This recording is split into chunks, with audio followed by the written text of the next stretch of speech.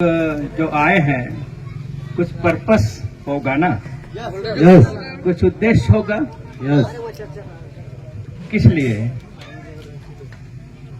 मेरा सवाल का जवाब मिलना चाहिए। हम लोग यहाँ किस लिए इकट्ठा हुए हैं? दो जन एक बंधन में बंधने वाला है, इसलिए। सच में? यस तो दूल्हा दुल्हन, आज दूल्हा दुल्हन जिसको बोलेंगे ना, आज बैठे हैं और वो एक तन होने वाले हैं। दो नहीं वरन एक तन होने वाले हैं। एक तन। बहुत अच्छा। लाइट भी नहीं है और पता नहीं लाइट क्यों कट गया। थोड़ा दूल्हा दुल्हन का मेरा चेहरा पता नहीं दिख रहा है कि नहीं दिख रहा है, लेकिन मेरे को उसको देखना है। आज देखना है। उसके बाद पता नहीं दिखेंगे कि नहीं दिखेंगे। तो मैं आग्रह करूंगा, सबसे पहले ये जो बैठे हैं सामने में, देख रहे हैं ना? यस आप कृपया करके थोड़ा सामने आ जाते तो बहुत अच्छा लगता। मेरे को दूर से नहीं दिखाई दे रहा है। 1 मिनट लाइट आ जाएगा तब तो। अच्छा यहाँ सामने और इधर आ जाना। दूल्हा दुल्हन कृपया करके कष्ट करेंगे सामने आने का।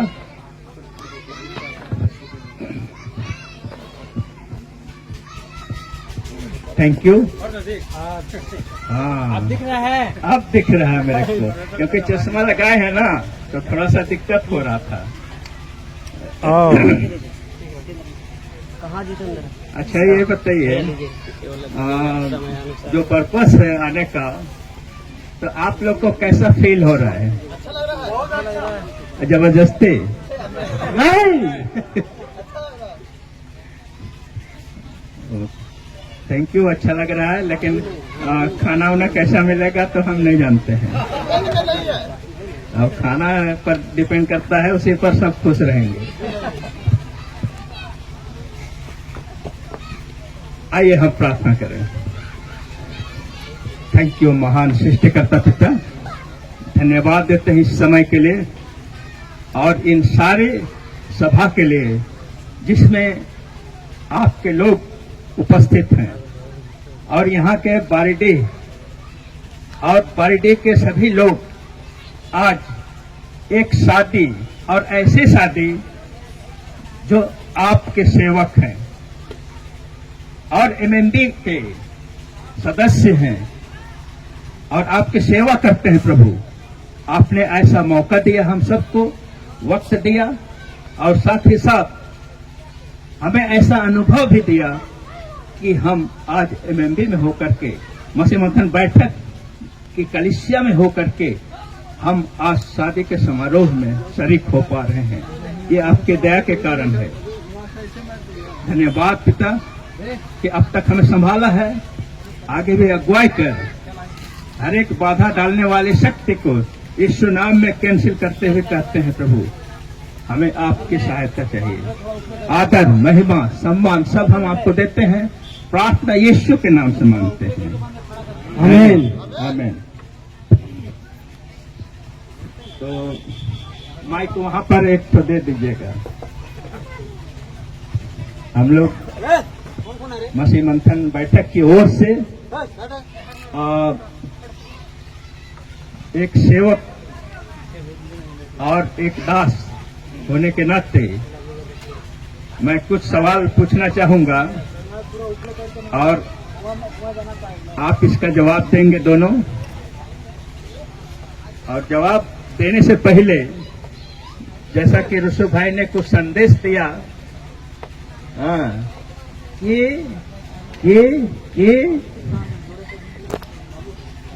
जो दुल्हन है ना, वो दूल्हा का अधीनता स्वीकार करना है ना। दुल्हन को दूल्हा का अधीनता। और स्त्री किसके लिए बनाई गई है? पुरुष के लिए ना, कि पुरुष स्त्री के लिए? कितने लोग सहमत हैं? कितने लोग सहमत? अच्छा ये बताइए कि शादीशुदा कितने हैं पीछे में, बताइए। लगभग 90% तो लग रहा है शादीशुदा लोग हैं, और उसमें हम भी हैं। तो अपना अनुभव और प्रभु परमेश्वर की अगुवाई में बहुत कुछ बातें मैं रखना चाहूंगा। पहले अनुभव के तौर पर और दूसरा रस्म रिवाज के आधार पर। तो एक बात उन्होंने कही कि स्त्री पुरुष के लिए सृजी गई है, और कभी कभी ऐसा होता है जो उन्होंने बताया कि कोई 36 का आंकड़ा हो जाता है। 36 का आंकड़ा समझते हैं ना? तो शुरू शुरू तो बहुत अच्छा लगता है, मेरे को भी अच्छा लगता था। शुरू शुरू जब बोल रहे थे कि क्या बोलते हैं, पति पत्नी दो नहीं वरन, मेरे को वही शब्द बहुत अच्छा लग रहा था। उसके बाद 36 का आंकड़ा भी हुआ ऐसे, उसके बाद फिर ऐसे हुआ, फिर ऐसे हुआ। तो ये जीवन में चलता रहा, लेकिन ऐसा नहीं होना चाहिए, ऐसा नहीं होना चाहिए। तो किशोर भाई, आप जो यहाँ आए हैं किस पर्पस के लिए? विवाह के संबंध में। सुन लिया? आप सुने के नहीं? सुनाई दिया? एक बार फिर से रिपीट कर दीजिए। विवाह के संबंध में।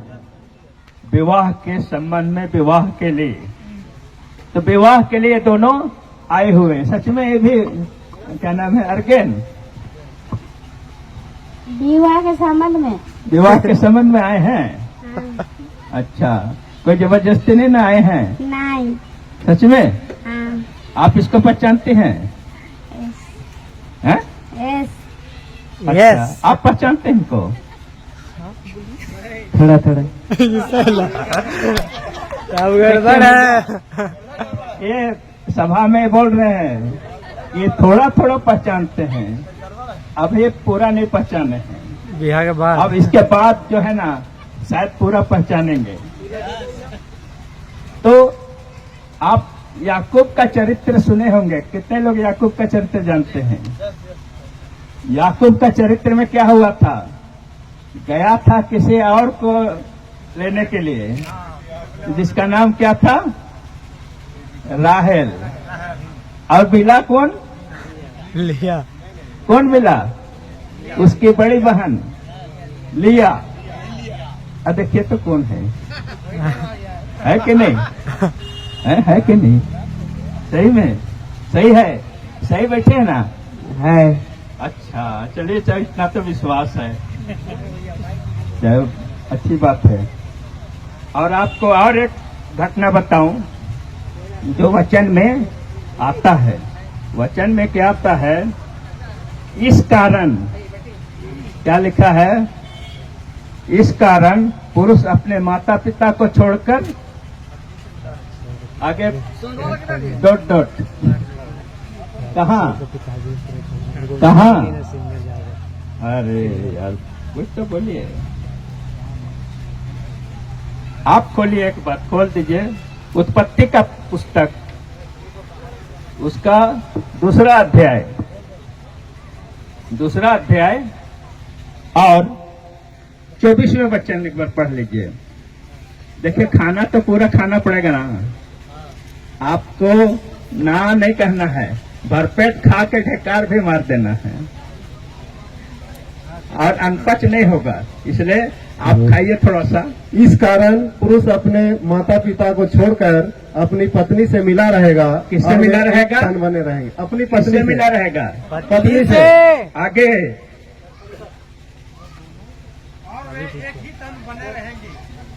ओके, फिर और आदम और उसकी पत्नी दोनों नंगे थे पर लजाते ना थे। बाप रे, ये तो बड़ी भयंकर बात है यार। अभी इन लोग को देख रहे हैं, ये दोनों सज धज के आगे हैं, और इसके बाद शादी के बाद तो वहीं रहेंगे जैसा पहले थे। तब क्या होगा कि पत्नी कहेगी अरे उस दिन तो बहुत अच्छा लग रहे थे, इसके बाद जो है ना अच्छा अब नहीं लगता है। क्या बोलेगा? अच्छा आदमी नहीं लगता है। वो जो आदमी था ना बहुत अच्छा लगता था। एक हम पुरुष देखे थे, वो बहुत स्मार्ट है, लेकिन ये पुरुष पूरा ढकलूस है।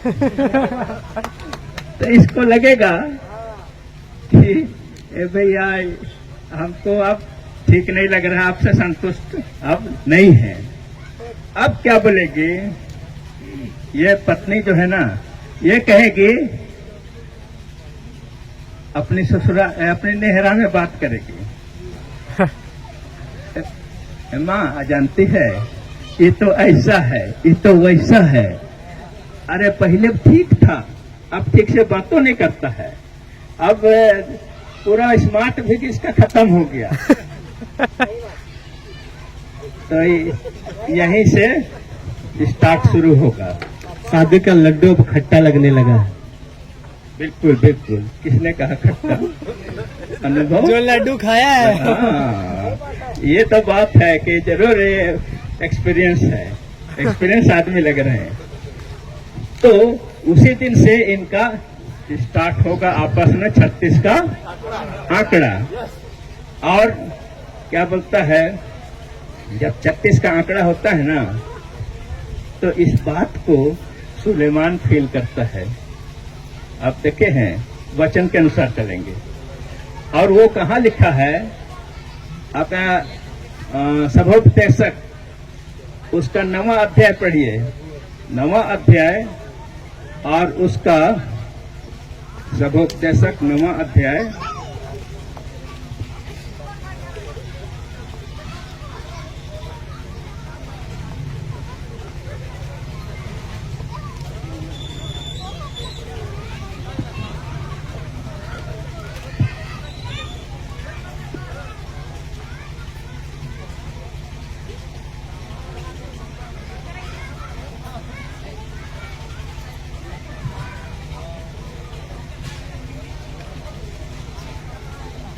अच्छा 9वां अध्याय नहीं, मैं गलत था, 7वां अध्याय, 7वां अध्याय।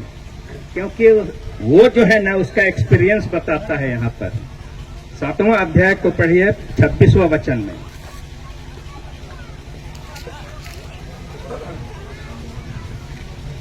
और मैंने मृत्यु से भी अधिक दुखदाई एक वस्तु पाई, बिल्कुल, अर्थात वह स्त्री जिसका मन फंदा और जाल है और जिसके हाथ हथड़ियां हैं।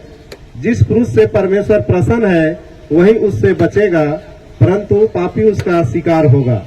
अब ये बात को सुनिए, ये बात क्या बोल रहा है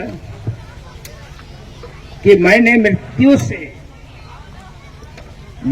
से भी अधिक दुखदाई एक वस्तु पाई, अर्थात वह स्त्री। ये स्त्री जो है ना उस समय कितना दुखदाई होगा आप समझ सकते हैं। और वो कहता है मृत्यु से भी ज्यादा दुखदाई। तो जिस दिन ये बात आएगा तो उस दिन ऐसा लगेगा। इसलिए इसको जो आप स्त्री देख रहे हैं उसको उसका अधीनता स्वीकार करना ही होगा, क्योंकि हम सब कलीसिया हैं और हम सब दुल्हन हैं। जैसे मसीह का हमने अधीनता स्वीकार किया, वैसे ही इस स्त्री को इसका अधीनता स्वीकार करना होगा। जिस प्रकार आज ये वाचा देगी, आज ये प्रतिज्ञा करेगी, वैसे ही हमेशा के लिए प्रतिज्ञा रहना चाहिए। रहना चाहिए कि नहीं? रहना चाहिए। अब ये कब होगा? आप सभोपदेशक का 4 का 12 पढ़िए।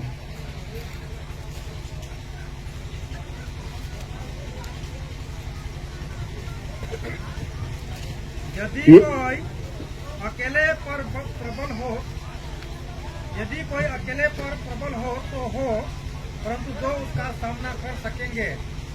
जो डोरी 3 धागे से बटी हो वह जल्दी नहीं टूटती, क्या बोले और लास्ट वाला सेंटेंस पहले वाला यदि कोई अकेले पर प्रबल हो तो हो, परंतु दो उसका सामना कर सकेंगे। जो डोरी 3 तागे से बटी हो वह जल्दी नहीं टूटती। पहले तो ये व्यक्ति जो किशोर था वो सब प्रॉब्लम सॉल्व करता था, यानी कि प्रबल होता था, परिवार चलाता था, वो अकेले भी चला लेता था।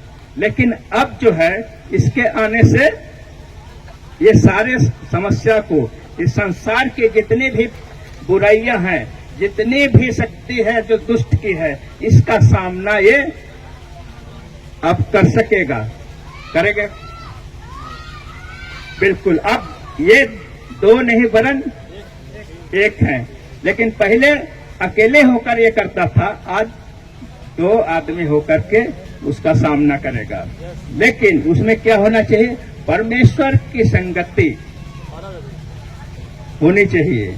इसीलिए बोलता है कि जो डोरी 3 धागे से बटी हो वो जल्दी, लेकिन जहां परमेश्वर की संगति हट गई, परमेश्वर के साथ रिश्ता हट गया, तो उसी दिन से डोरी टूटना शुरू हो जाएगा। और वो कहेंगे तुमको केवल बोलने आता है, हमको बोलने नहीं आता है क्या? हम भी बोलते हैं। ये 2 बात बोलेगा, 4 बात बोलेगी। ये क्योंकि प्रभु का सेवक है, ये जाएगा सेवा करने, हमको छोड़ के चला गया, हमको तो कोई तरजीह नहीं, हम मेरा कोई इज्जत नहीं, जाए अपना वही उधरे रहे। जहां ये हुआ तो ये कभी भी जो डोरी बना हुआ जो है ना वो मजबूत नहीं रहेगा, उसी दिन से टूटना शुरू होगा। तो इन सब बात को हम लोग देखते हैं। आज जो ये स्त्री है, आज स्त्री है बहुत बढ़िया सज धज के आई है। अच्छा हो कि हमेशा ऐसे ही सुंदरता और ऐसे ही सजा धजा इनको मिले, ताकि इससे देख करके हमेशा हमेशा खुश रहे। ए बाबू तुम्हारे साथ हमेशा ऐसे ही खुश रहे। आज हम लोग को भी यीशु मसीह चाहता है कि इसी तरह से सुंदरता और सज धज कर हम लोग बने रहें, ताकि एक दिन यीशु मसीह आएगा अपने दुल्हन को लेने के लिए, तो उसकी सुंदरता देख करके वो हमें अपने पास ले जाएगा। तो वो दिन कितना अच्छा होगा। इसलिए हम सबको इसके जो इससे तुलना करते हैं, आज अर्गेन से जो तुलना कर रहे हैं, हम सबको इसी तरह से सुंदरता बनाए रखना है। लेकिन ये बाहरी नहीं है, परमेश्वर अंदर की बात देखता है। तो आप अंदर से कितना सजे धजे हैं वो सबसे ज्यादा इम्पोर्टेंस रखता है, वो सबसे ज्यादा महत्व रखता है। तो उसको हम लोग को देखना आवश्यक है। इसीलिए ये वचन कहता है कि हमको जिस तरह से जो स्त्री है उसकी अधीनता स्वीकार करती है, वैसे ही हमें भी उसका अधीनता स्वीकार करना है। ये भेद बहुत बड़ा है, भेद बड़ा है। स्त्री, कलीसिया, ये सारी चीजों को हम लोग तुलनात्मक तरीके से हम लोग वचन के अनुसार देखते हैं। तो मैं इन सब बातों को अधिक नहीं करूंगा, लेकिन एक चीज मैं जरूर पढ़ाऊंगा कि अगर वैसा है, केवल सजने धजने से काम नहीं चलने का, सजने धजने से, सुंदरता बनाए रखने से, चेहरा का सुंदरता, बाकी चीज पहरावा सुंदरता बनने से काम नहीं चलेगा। क्यों? अब 11 का 22 पढ़िए, अब नीति वचन 11 का 22 पढ़िए, एकदम जोरदार पढ़िएगा। स्त्री को कैसे रहना चाहिए, कलीसिया को कैसे रहना चाहिए। जो सुंदर स्त्री विवेक नहीं रखती वह थूथन में सोने की नथ पहने हुए सुअर के समान है। अरे बाप रे, ये तो बहुत खतरनाक चीज है। जो स्त्री क्या है? जो स्त्री विवेक नहीं रखती वह थूथन में सोने की नथ पहने हुए सुअर के समान है। अगर सुअर को सोने का नथ पहना दीजिएगा तो कहाँ लेटता है? कीचड़ में लेटेगा। जो स्त्री विवेक नहीं रखती, यानी अपने पुरुष की बात को विवेकतापूर्ण से अगर सॉल्व नहीं कर सकते, अपने परिवार का विवेकतापूर्ण से अगर सॉल्व नहीं कर सकते, समस्या समाधान नहीं करते, तो वही सुअर के समान है। कितनों सच धज के रहे, सोना नथ पहना दीजिए नाक में, वही कीचड़ में जाने वाली है। इसलिए आज हमारा सबका सहभागिता परमेश्वर के साथ कैसा है, रिश्ता कैसा है, इस बात को जानना जरूरी है। तो ज्यादा मैं नहीं कहूंगा, लेकिन एक और उसी का तरह से है नीति वचन 31 का 30 में, 31 का 30 पढ़िए। शोभा तो झूठी और सुंदरता व्यर्थ है, परंतु जो स्त्री यहोवा का भय मानती है उसकी प्रशंसा की जाएगी। आप बताइए, यहोवा का भय मानना जरूरी है या जरूरी है? जरूरी है यहोवा का भय मानना। यहोवा का भय मानना हर एक स्त्री को जरूरी है, तभी वह परमेश्वर का कलीसिया स्त्री या किशोर की स्त्री कहला सकती है। तो किशोर की स्त्री कहलाने के लिए क्या होगा कि बाहरी सुंदरता नहीं पर अंदर की सुंदरता होनी चाहिए, नहीं तो नथ पहने हुए सुअर के समान दिखेगी। इसलिए हम लोग को जरूरी है, जो मसीह भाई बहन हैं, जितने भी लोग हैं विश्वासी लोग, सबको इस बात को जानना आवश्यक है कि हमारी सुंदरता कैसी होनी चाहिए। नम्रता, दीनता, व्यवहार कुशल, ये सारी बात होनी चाहिए। और घर का प्रबंध करना जानती हो, ये बात जरूर है। इसे माता पिता को छोड़कर पुरुष उससे मिला रहेगा, यानी माता पिता को छोड़कर, यह क्या मतलब है कि माता पिता को छोड़ नहीं देना है, ये बात नहीं कह रहा है। लेकिन माता पिता अब पहले अकेले थे, इसलिए माता पिता से सलाह लेते थे, माता पिता की बात मानते थे। लेकिन अब दो हो गए हैं, इसलिए दोनों एक तन है। अब ये जो भी प्रॉब्लम होगा वो दोनों मिलकर के इसका समाधान करेंगे, ना कि माता पिता। अब इस यहाँ की बात को अगर स्त्री यानी अर्गन अगर अपनी ससुराल अपनी नहरा में सारा बात बताने लगेगी, तो वहीं से फिर स्टार्ट हो जाएगा। हर बात में नहरा, हर बात में नहरा, माए को बोल रही, बापे को बोल रही, यहाँ सारा उसका बाप यहाँ बैठा हुआ है। तो यहाँ आप अपना सोल्व करना है। तो यही है विवेक। अगर विवेक नहीं रखी तो उसी दिन से सुअर के समान हो जाएगी। तो ये बात मैं कहना चाहूंगा।